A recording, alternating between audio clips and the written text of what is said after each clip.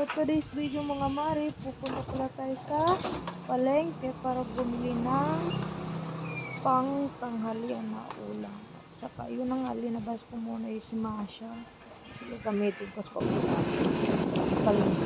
Mga takbong aso lang ito. Nakakatayo sa poblasyon. Saka yan na ngayon nabili ko. Seafoods, pampaikli ng buhay.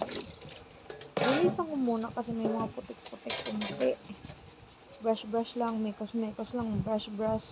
Baka may mga pinga-pinga dyan. At saka yan, may malalaking sugpo pala dyan. Tawag dyan, tiger prawns. Oy, English yun. At saka yung maliit na alimasag ba yun? Yun, ayan, may maliit na shrimp. Wow, English yun. Ayan, pinakulong ko muna siya. At saka naggisa na ako ng butter. Lagyan ko pala yan ng maliit na mantika para di masunog yung butter. Pinatutunaw ko muna siya. At saka linagay ko na yung garlic, yung bawang. Pinatunaw na yung butter para naman yung aroma niya mapunta sa butter niya. At saka yung sibuyas, ginisa ko na rin dyan para alam mo na yung lasa magkahalo-halo. At saka yun linagyan ko pa ng natitirang bawang at saka sibuyas. Minekos ko lang dyan hanggang sa ko na yung texture niya. Wow, texture, English yun. At saka linagyan ko na ng Sprite, sabaw yan. Sus pala ito mga mare na ginagawa ko para sa seafoods na pinakuluan ko. At saka nung pagkalagay ko ng pinakulo ko, inantay ko munang kumulo siya. Yung Sprite na linagay ko. Kunti na lang kasi ininom ni maliit na bata na Sakura.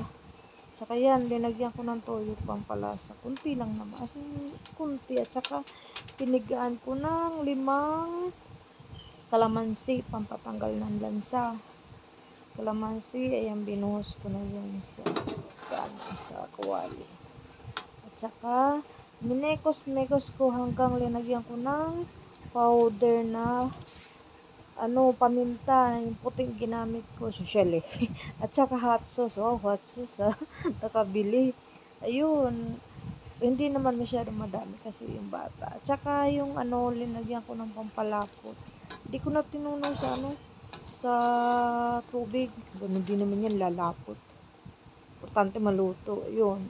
Yan lahat palang ginamit ko. At saka yan, linagay ko na sa sauce yung inantay ko lang maging makuha ko yung texture niyang malapot.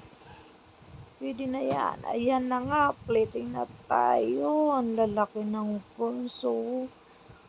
Sarap niyan. Ewan ko na lang mamaya kung hindi ka makapagsabi. Pamili ka ng pineapple juice. Sabaw palang ulam na may kunting anghang yan. Kagat anghang sa labi yan. Yan. Sarap niya sa kanin sa bahaw. Ayan na nga. Ayan, ready to serve. Kainan na. Salamat sa panonood.